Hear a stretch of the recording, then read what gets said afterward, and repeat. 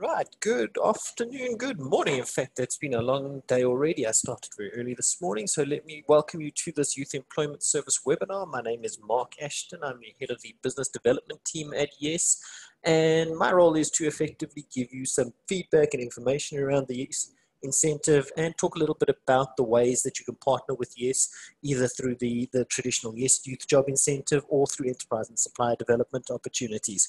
We've all had plenty of experience with webinars and Teams meetings and Zoom meetings and Google Hangouts over the last few months, and it's very kind of limiting when you have a single direction conversation. So if you do have questions that you'd like to ask, please take advantage of the Q&A facility or drop me a line in the chat facility.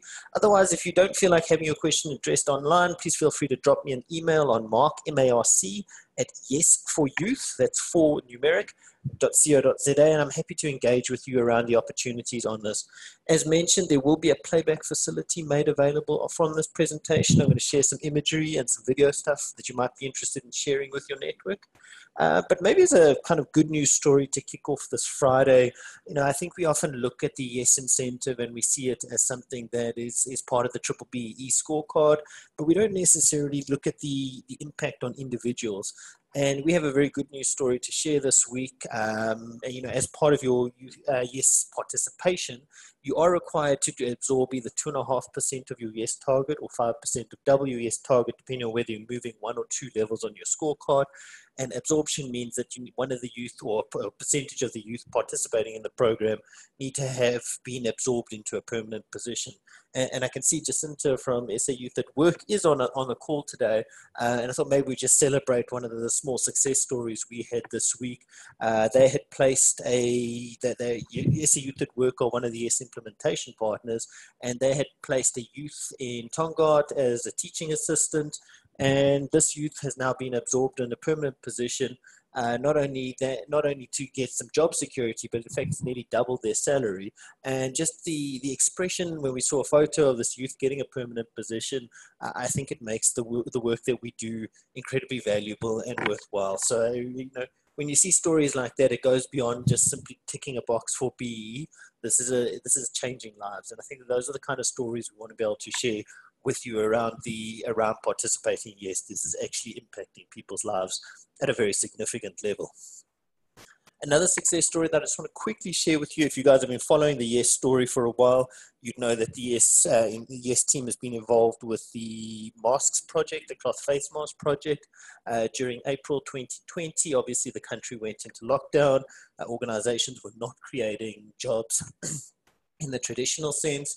And Yes decided that we were going to be part of a project where we were going to engage township seamstresses to be able to take responsibility for the development of cloth face masks. And we did some really exciting things there where we were able to sell over R1 million worth of cloth face masks made by township seamstresses. And these were picked up by a number of big organizations. So we're talking about Exemplar, which is a JSE listed corporate in the property sector, Uber. We got BASF actually exported some of these masks, and the guys from Michelin. So, I mean, these are small businesses breaking into global supply chains. And I think that what this demonstrates is that Yes has got the ability to integrate enterprise and supplier development spend with youth jobs and be able to respond to economic situations. So, if you're thinking of partnering with an organization, please consider this from an evidence of success element in terms of Yes. What I'm going to do is maybe just take you through the Yes incentive. I'm going to give you as a very high level overview of it. I'm not quite sure in terms of the audience what the awareness of it is, but I'm happy to take questions as well. But I'm just going to take you through the history of Yes and some of the operational updates from a Yes perspective. So Yes's background comes out of 2016 as part of the CEO initiative. And one of the things that we realized is that youth unemployment in South Africa is effectively a ticking time bomb. I mean, interesting stat is that the youth unemployment rate in South Africa is double that in Tunisia, where the Arab Spring kicked off. And I mean, you can imagine the uncertainty that this creates. Youth are disenfranchised. They don't have the opportunity to break into the workforce. They feel frustrated. I mean, we've got an example of an organization who came to us this week out of the Northern Cape. And they were expressing some concern. They were spending more and more money on security because they had a very, the youth unemployment crisis in that region is particularly high. You're looking at 70, 80%. And these youth don't have the ability to, they've got nothing to look forward to. They've got no ability to break into starting a small business or trying to break into work in one of the big mining companies that operates there. And so this creates a disenfranchised youth, which ends up creating a situation where the businesses effectively become the target for these disenfranchised youth. And I think this talks to a lot of the opportunities that we can do where you can use YES in some very innovative ways. And I'm going to talk through some of the YES implementation partners shortly. But what I'd like to maybe just do is remind you how YES works. The CEO initiative came through in 2016. There was an engagement between the public sector, private sector, and labor. And the intent was to say, how do we engage businesses to create youth employment opportunities in South Africa? And eventually it was settled on a decision that it would be a triple BEE incentive, which would allow organizations to move either 1 or 2 levels up on their scorecard, provided that they met sub-minimum requirements in certain sectors. The transport sector actually came on in February 2020. They can participate with no sub-minimums, and the same for specialized entities as well. They can also participate with no sub-minimums. YES created over 36,000 jobs between 1st of January and the 14th of June 2020.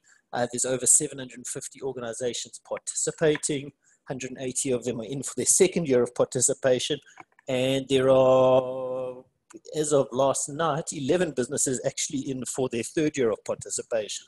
And this is quite exciting because there was often a perception that YES was that there would be a sunset clause to it, or it was a very short-term measure where organizations would try and take advantage of the quick level up, but then come in and say, I'm not actually going to participate in following years. The number of organizations coming through for second and third year participation is incredibly rewarding. So, from a good news story, that's fantastic. And if you want to work out the numbers for it, it's about 1.6 billion rand that's been injected into economies around South Africa through the YES incentive. Incredibly powerful program, and probably one of the highest impact social initiatives in the world, or at least in the developing market. Are there any questions in respect of the history to YES? I don't see any questions coming through, so I'm going to keep talking, but feel free to submit them and I'll respond to them as they appear. So, I mean, when you participate in YES, you've got one of two options. You've got two things that you really need to consider. Am I participating for BEE or non-BEE purposes? The vast majority of these organizations do participate for BEE purposes. We've got, some of the larger organizations such as Investec do it for non-BEE purposes. And they do some really interesting things in terms of funding projects in outlying areas such as Limpopo and Bushbuck Ridge. But for the vast majority, they will be participating for BEE purposes. The second decision that you then need to decide is whether or not you're going to be hosting these youth internally or externally. So if you're going to be hosting internally, that means you will be the primary employer for these youth. You'll be responsible for as the supervisor. If youth fall off the program, you'll need to manage them. And what we see there is relates to the recruitment element related to YES. So very often people say to us or perceive YES to be a recruitment business. YES doesn't do much in the way of recruitment. Most organizations, probably 80% of the YES participating companies actually do the recruitment themselves. So you're not in a situation where you have youth that are hoisted onto you. You are able to choose these youth. They can meet your requirements in terms of specialist skills. You can decide which geographical region they come from. And you can work with people that you know. It's not that you have strangers that are being introduced into your organization. YES can do some recruiting for you using our Plus 2000 model, but the reality is most organizations take responsibility for their own recruitment. The second option is to go and work through the YES implementation partner model. These are external organizations who take responsibility for effectively becoming quasi-employers for your cohort. And these youth do some really interesting jobs in terms of either community health care work, literacy projects, What else have we got in there? There's been some ecotourism, financial literacy programs. And these programs have got a great multiplier effect because they allow organizations to engage and not only just create youth jobs, but be able to create something that has some really high social impact. So, for instance, some of the community healthcare work opportunities allow youth to go out there and do diabetes testing or counseling around HIV, or in the current COVID environment, to do education campaigns related to COVID. And what I'm going to do is just share a couple of the partners and kind of give you a sense of how this implementation partner model works. But one of the big innovations that we've had since we did our previous update in June is that we now run an internal scoring system where we look with the implementation partners to understand how they manage the drop-offs. How do they manage the verification process? Because, I mean, remember, at the core of it, this is still a triple BE incentive, and it means that you need to be able to provide the correct documentation to your verification agency. And this means employment contracts, sponsored host placement agreements, salaries and pay slips, the ability to do sampling and interviews for verification. And over the last 12 to 14 months, we've worked very hard to be able to get specialists who understand this process. While they can do high impact social jobs, they can also do some really exciting things in respect of providing you the documentation that you'll need to be able to ensure that you get over the line for your verification. To the best of my knowledge, I don't think we've had any problems with anybody who has gone through the third-party placements in respect of their verification. And to me, this is a sign that we've got implementation partners that are able to add enormous value. So what I'm going to be doing is I'm going to share my screen. I'm just going to run you through what we call a jobs menu.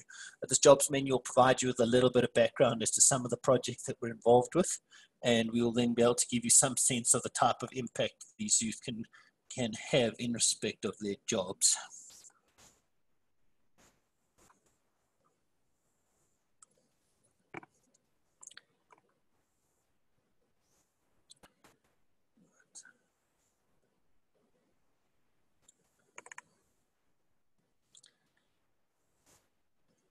Moment while I share the screen with you. Share the screen.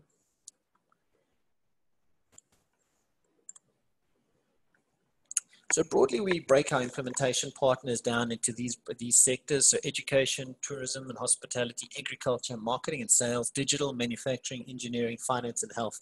And the reason I wanted to run through this slide is because there's often a perception that when you look at youth jobs, we're looking at things like expanded public works programs where youth are doing very menial tasks. The reality is that there's some really interesting opportunities for these youth to be able to go and have a very high impact in terms of their contribution to specific societies. So when you come to YES and you say, yes, I'd like to take advantage of the third-party placements or the implementation partner model, we will then ask you what aligns with your corporate values. And what you can see here is we can give you organizations that tick any of these boxes and then allow you to zero in on specific recruiting requirements. So education, for instance, we've got likes of Africa Tikkun.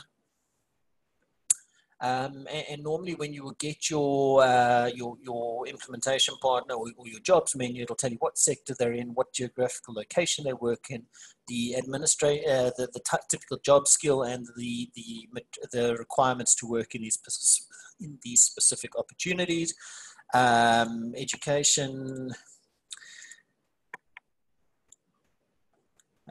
This is some of the work that SA Youth at Work do. And I just want to just stop here for a moment because we have a very good working relationship with the team from Youth at Work at the moment, apart from just on the masks project and in terms of YES placements. But one of the things we're seeing quite a lot of requests for is for recruitment of people with disabilities and managing of absorption post the 12-month work experience. And one of the requirements that, and they say one of the requirements, for instance, for the CSIR, who were the first big state-owned enterprise to come onto YES, was that a percentage of their cohort had to be able to were people with disabilities, and they needed to be based outside of the traditional economic hubs of Gauteng and Western Cape. So one of the issues you have in South Africa is you have two very concentrated economies.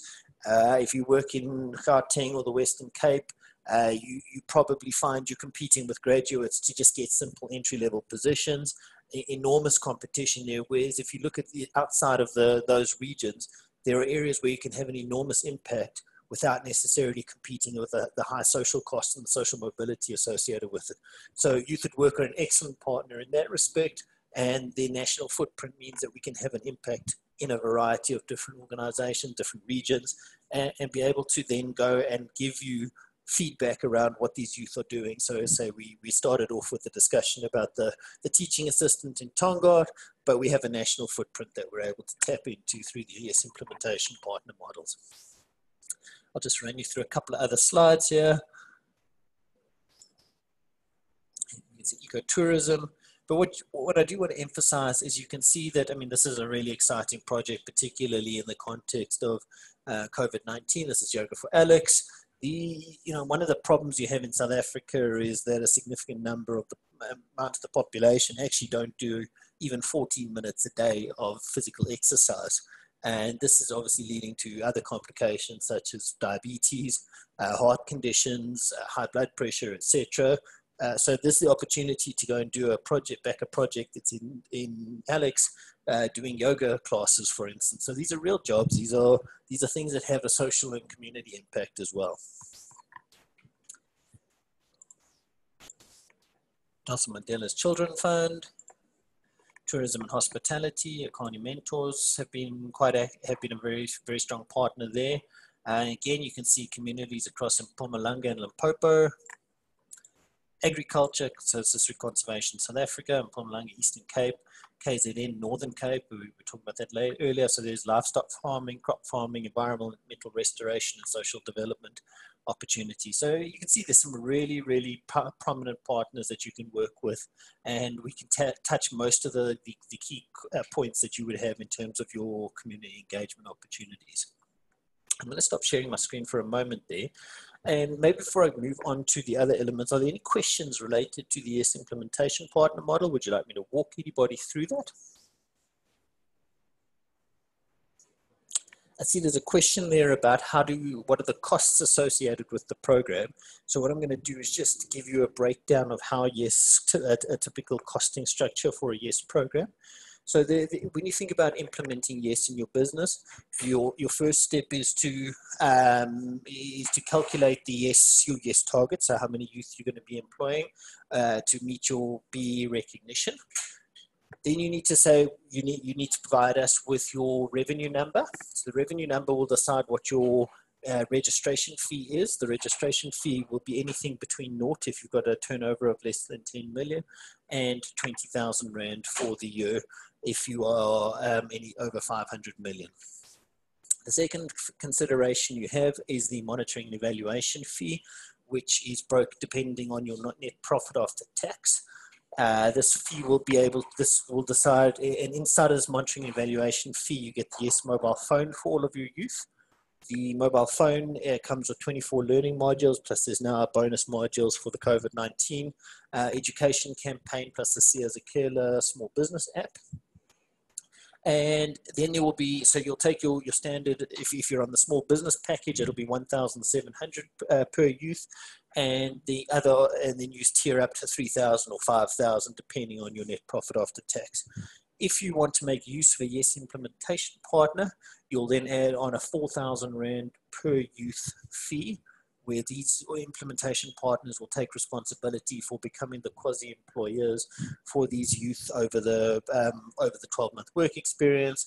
They will be responsible for recruitment, replacement, ensuring that they complete their online surveys, providing feedback, providing all the documentation you're going to require for verification during the period. There's a couple of considerations when you look at this implementation partner engagement. The first one being that these youth are going to be required, sorry, there will be some other considerations that you'll need to think about when you're using the YES implementation partner model. So we've obviously spoken about geography, but you might want to look at things like gender, special recruitment requirements, national footprint. But then it also comes down to contracting. So when we make use of the YES implementation partner model, we have a sponsored host placement agreement, which links the corporate sponsor with the implementation partner. And then the second part of it is whether the youth are going to be contracted as a two-party or a three-party agreement. And this means that, for a lot of the multinational corporates, for instance, who don't want to reflect an increased headcount, they will often require that the implementation partner becomes the direct employer of these youth. Some organizations prefer a three-party agreement, which is important if you are running your own payroll and managing and looking to claim the employment tax incentive as part of the process. If there are any questions about that, please feel free to drop the line. I can see there's another question that's come in. With COVID, some organizations will not be able to maintain or improve on their previous scorecard. They may want to participate in YES. Will the DTI be considering exemptions for entry to participate in YES? So maybe what I need to do is just expand on this concept a little bit. When YES was initially conceptualized, there was a view, or there was a mixture of views around this maintain or improve interpretation. So if you read the initial legislation, it indicated that organizations needed to maintain or improve for second or third year participation, they needed to maintain a certain level during the post the achievement of the YES incentive in year one.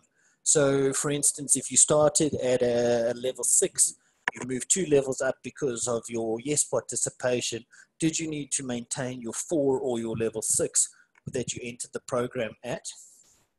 And there was quite a lot of confusion, and the DTI actually came out in Feb 2020 with a clarification statement. And what that says is that you need to maintain the level you obtained prior to participating in YES. So if you entered at 6, you need to maintain that 6 and then move up to you could claim the 4. You could never drop below a 6 if you wanted to maintain your YES recognition. So that's quite an important element to consider. The important things so what the question that's being asked here is which levels you need to maintain and what happens if you drop a level for some reason as a result of participating in YES or as a result of the COVID-19 lockdown and economic impact. So the consideration, the DTIC has been open to engaging around it. They've identified key reasons. If you look at the practice note that's relevant to YES, if you have lost a major black supplier inside of your supply chain, and this is likely to impact your levels, this is something to consider. The transport sector, for instance, has their codes that are being amended next year. There could be a motivation to say, what level do I need to maintain there? If you go through an ownership transaction and lose part of your BE rating, the DTIC will allow you to engage them and say, tell me at what level I will be recognized for my YES participation. So we have a dedicated address at the DTIC where they will give you feedback and give you commentary about what the expectation is around a lot of things. So for instance, a number of the big retailers were unable to recruit during their lockdown period. And this meant that they couldn't meet the 8-month requirement for their second year of participation. The DTIC said, look, we're happy to engage you about this, explain what's happened, give us a bit of context to it, and if necessary, we'll allow you to extend the program. We don't want to penalize you. And I think that one of the very clear things that the DTIC wants to see this program work. They're engaging hard with the industry to encourage youth employment, and they've been incredibly responsive. Very often, responses coming inside 2-3 hours to indicate just how seriously they do take this program. So that's primarily the key questions around the YES incentive. If there are any other questions around that before I move on to the enterprise and supplier development opportunities for partnering with YES, I'm just going to give you a moment to respond there.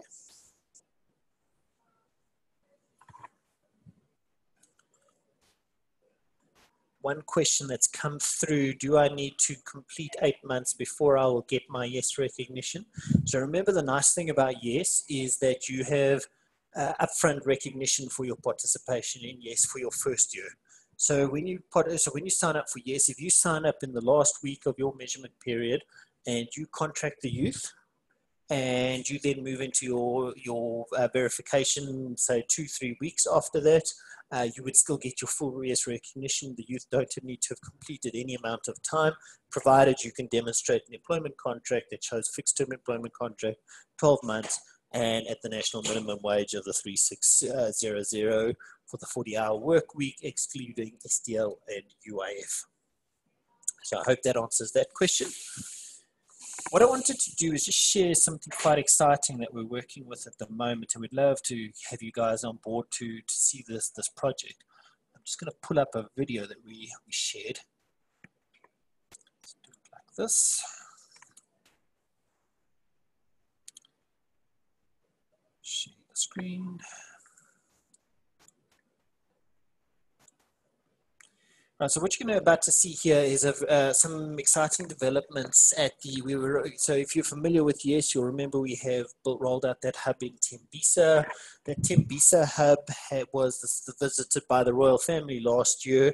It's, one of the things that you have in South Africa is you have very limited social mobility. So for instance, if you live in Tembisa, but you want to go and work in Germiston, you end up incurring almost half your costs just getting to and from work, and that leads to huge issues related to work participation, high levels of drop-off from programs, and that kind of thing. The intent around these hubs is to create new work opportunities inside of communities by engaging people and organizations, enterprise and supplier development spend, to be able to build out these businesses.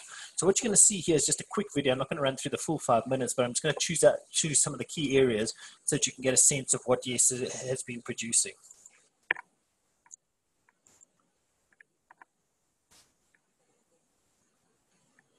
So one of the things when you look at the so-called container model in South Africa is people often get this idea that if I drop a container into a township with some enterprise development spend and I set up a spaza shop or a small business, the idea is that this is somehow going to be a sustainable business.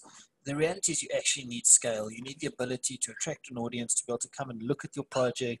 You need to be able to find customers. I mean, we talked about the mask project that we engaged in. One of the key loops that YES was able to close was the ability to sign up those contracts with the likes of Exemplar, with the likes of Uber, with the likes of BASF. And what you can see here in this image is just the scale of these hubs that are currently being rolled out. What's quite nice is that these hubs are often co-funded, so they'll have multiple partners putting in different modules, but you can just see scale. This is not just a container that's been dropped into a township, but rather a fully fledged business enterprise and business incubator with a number of businesses, with everything from aquaponics and hydroponics all the way through to a restaurant, a Google Classroom. There's a number of elements that are being built into this. What you can see here is a YES hub that's being rolled out in Saldanha Bay at the moment. These at the bottom are your aquaponics and hydroponics tunnels. There's going to be a restaurant, meeting area, car park, and a number of modules that are being built into it. Again, I draw your attention to the sheer size and scale of these organizations and why they become very important.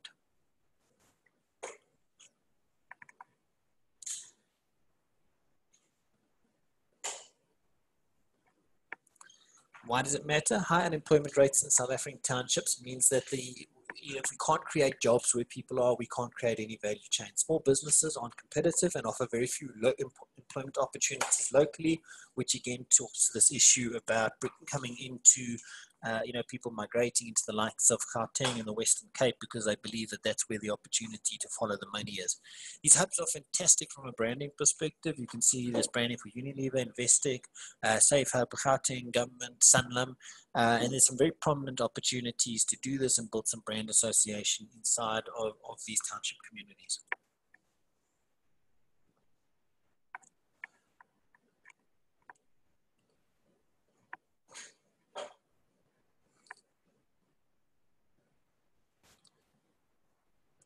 And this is the value add that YES effectively brings. They identify high potential value chains in the region. They incubate the small businesses to the local value chain, build to grow local capabilities and opportunities, and you get to create youth jobs and SMMEs via training and incubation.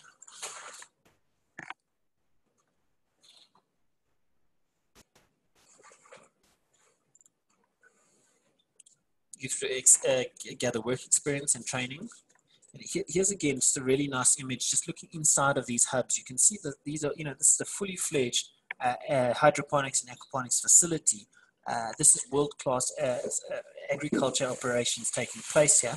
And they allow you, these lettuce that are actually grown here are being exported into restaurants in places like Parkhurst and other retailers. So this is where YES closes that gap for these organizations. Remember, if you're running a small business in South Africa, they often talk about the need for 1,001 days just to become sustainable.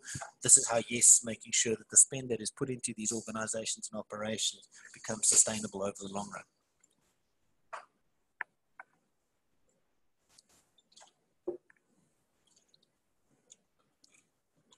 These ladies that you can see in this image here are part of the Blossom manufacturing business. So there is one of the modules that you can look at inside of these hubs is the ability to build a sanitary pad manufacturing operation. These ladies are part of what's called Blossom Care. Blossom Care does sanitary pad manufacturing, but with a twist. These are disposable sanitary pads. They produce up to 50,000 units a month. So you can imagine, so this is a sustainable business that can create multiple jobs while serving a really important community need. They use cutting edge technology from a manufacturing perspective, and the fact that these are disposable and are able to, it ends up meaning that there's a very positive impact on the community, but also from an environmental perspective. And ultimately, these are micro franchises where these youth become the owners of these businesses that they're building out. So this is just the roadmap that we've got at the moment. The first one, I've shown you some images there in the Tembisa hub. The second one is coming up at the Alex Mall in September 2020. It would have been open in August, in fact, if it hadn't been if it hadn't been for COVID. But that's situated next to Alex Mall. And what's important there is that it allows them to get foot traffic. There's no point in placing a hub where there are no potential clients. So the foot traffic from the Alex Mall means that you get to partner with an established organizations. In that case, it's Exemplar, who are part of the JSE listed organization. And they are able to go and say, we are attracting traffic. We want to create a center of excellence inside of it. Third hub that's on the roadmap is this one coming out in Saldanha Bay. The opportunity that'll come live in September as well.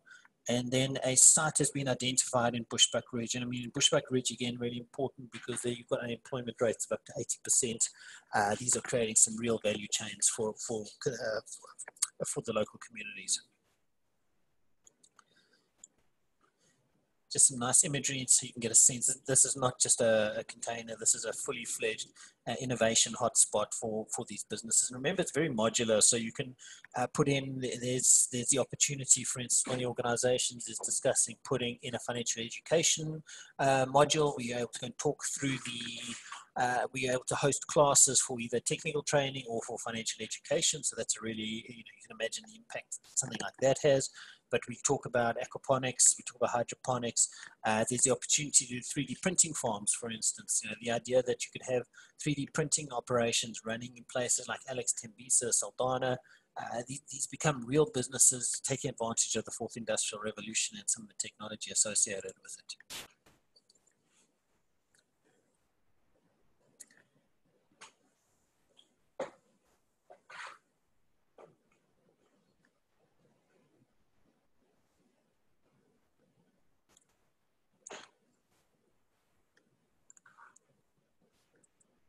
So I'll run you through a couple of other opportunities here, but I mean, primarily these enterprise and supplier development opportunities relate to urban farming, culinary, 3D printing farms, and manufacturing.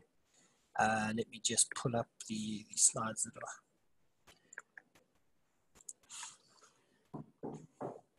This is a CEO of Nedbank at the opening, looking at meeting some of the youth.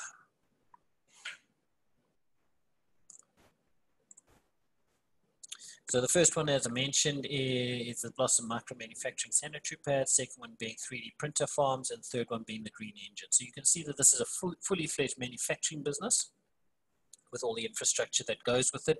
Typically, you're looking at investment for about 1.2 million Rand here. That includes the equipment, ownership options, structured training, and incubation. This, I mean, you can just imagine the impact of this on a community. A 3D printer farm, you're looking at investment of somewhere between 1.2 and 1.4 million Rand. But the opportunity is that these become businesses that the entrepreneurs can own. And this is the third opportunity. You're looking at an investment of about 3 million Rand to do the hydroponics, and this is things like microherbs, tilapia fish, etc. Again, these are world-class facilities from an enterprise and supplier development opportunity where you could see you becoming real owners of real businesses. I'm going to stop my share there. And what I wanted to do is just run through a couple of other opportunities that YES has got, that they've specific funding of requirements that they've got coming up, and maybe it'll spark some thoughts from your side as to ways that you'd like to participate with YES.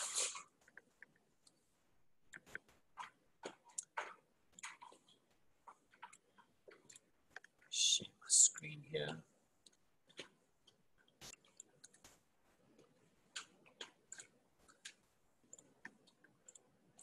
So when it comes to Alex Hub, where these opportunities are coming online, but there's the opportunity to fund a training and development center.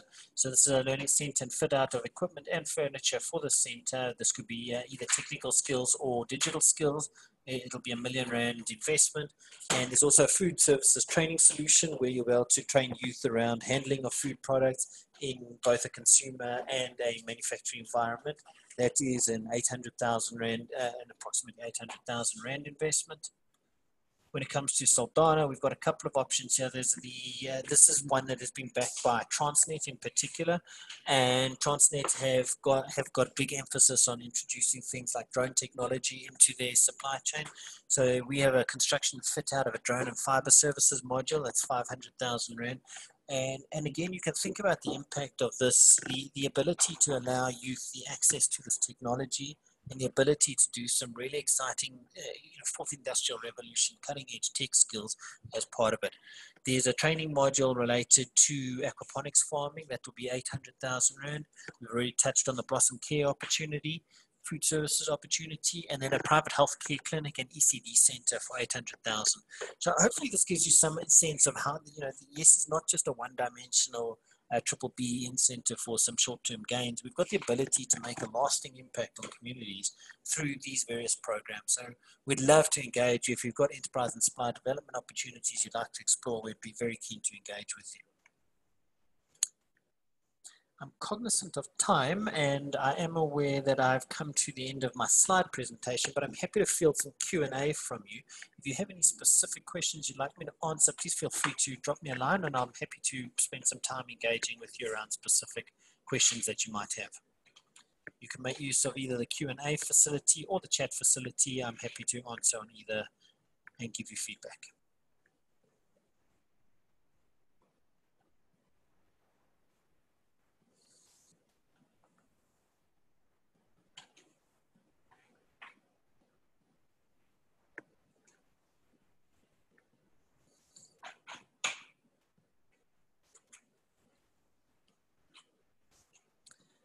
Interesting question here about salaries. What do US youth get paid? So this is a good question, actually. And it's one that we get asked quite a lot because organizations very often don't know what the rates that they should be paying for this youth. So remember, the US legislation mandates that you have to pay the national minimum wage of 3,600 times 12 months on the fixed term contract for the 40-hour work week. And it's important because if you're not working to a 40-hour work week, then you obviously need to scale up.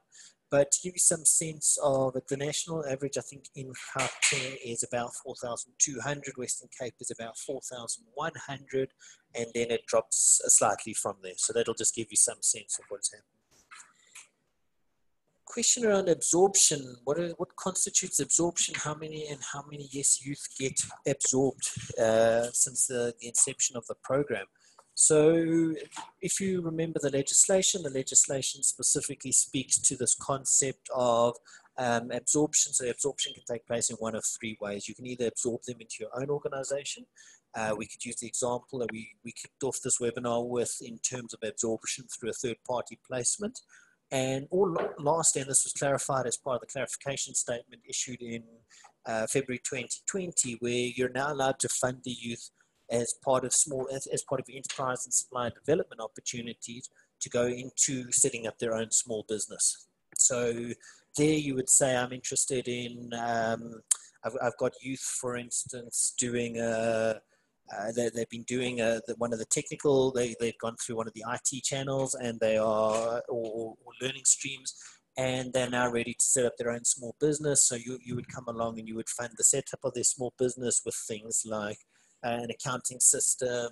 You put them in as one of your suppliers and as part of your program, maybe give them some equipment as part of your enterprise and supply, enterprise development spend, and you would be able to demonstrate through the contracts that you have with these youth that they are now part of your enterprise and supplier development channel, and you'll be sustaining their business as it tries to get to the 1,001 day mark that we talk about from a sustainability perspective.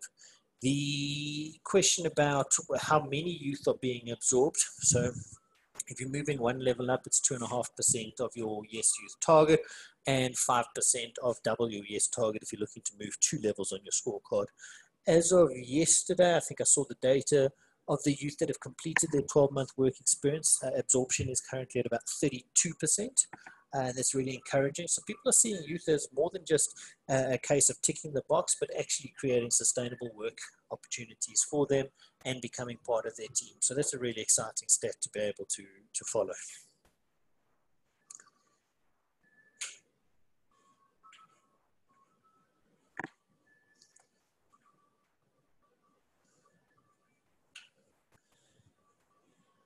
Can I explain the questions related to replacement costs related to Yes implementation? So this is one of the things you need to manage quite carefully. The question relates, so if you have youth and you sign them up for a 12-month fixed term contract, and these youth drop off before they reach the 8-month mark on their contracts, you are required to replace these youth within 30 days. There's a little bit of concession from the DTIC in that respect. But the opportunity to, if you replace the youth, these youth need to be replaced with a new, within 30 days with a new 12-month fixed term contract. And you need to be able to provide them with, provide Yes with information via your youth uploader to say what these youth are doing and and where they've been replaced. There's a question here asking me about so I mean what's important there is if you have a high level of churn or high drop-offs, or you don't have a good program manager running your program, your costs can obviously rise quite quickly, and you can have some quite significant overruns. So you just need to be able to ensure that you have somebody actively managing your Yes program. And managing these youth. Obviously, youth require a bit of work hardening. We had a very good story this week where one of the youth mailed in and said, do I really have to go to work at 8:30 every morning? And the answer is, yes, you do. But this is, these are the things that come through as part of the work hardening process and the importance of work experience as you go along. What happens if I don't replace the youth? Can I potentially lose my triple BE recognition? The answer is yes, they can. So there is a train of thought from some of the BE consultants that they will use Yes for their year 1 participation, but they will show the recognition, gain the level up, and then not demonstrate the absorption or the completion of the 12-month fixed term contract. The answer is that when your verification for your year 2 participation or your second year verification following your first year of participation in Yes, the verification agent can still go back and look at whether you completed the 12-month experience, whether you completed the 12-month experience, and whether you demonstrated absorption. We strongly recommend that if your BE consultant is telling you that you do not need to do absorption, that you raise this as a key query. Can I use Yes as a level 1 organization? You can use Yes as a level 1 organization. The question would be what you would be looking to get out of this from a, from a BE recognition. remember again, if it comes to this maintain or improve issue, you're going to have a situation where you already are a level 1, so you have to maintain the level 1, and there would be no real reason for you to use yes to keep you there. Remember, you can't use yes to pull you back up a level if you've dropped, if you started a 1 and you drop to a 3, 4 in the normal course of events, and I'm not including things like the ownership transactions, the loss of a major supplier, but you simply decided you weren't complying with certain elements on your scorecard, and you drop to a 3, you wouldn't be able to use yes then to pull you back up. There are some questions that come up with when you're a QSC and you're moving from QSC to generic, and it's important that you just get clarity from the DTIC on your specific requirements. If I start at a, I'm a level 4 or level 2 on my scorecard as a QSE, and then I come along and I get on to move into generics, and I fall to a 4 or even lower, you've just got to be careful that you just got to make sure that you time it right, that you put your yes recognition at the lower level so that you're able to use it to pull you, to give you the recognition for that measurement period. Any other questions that you'd like answered?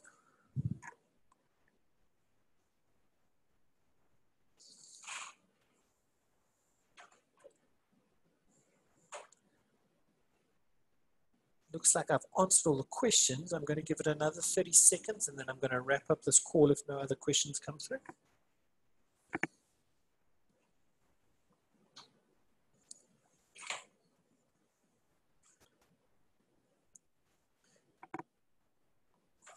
Ladies and gentlemen, thank you very much for your time this Friday. It's really been great to engage with you, and thank you very much for the great questions. It always helps to be able to feel like you're not just talking into a computer screen. It is great to be able to engage with you. If you want to discuss anything about this, you can email me. It's Mark, M-A-R-C, at yesforyouth.co.za, and I will then be able to talk around it. Thank you very much for your time. Enjoy your Friday afternoon.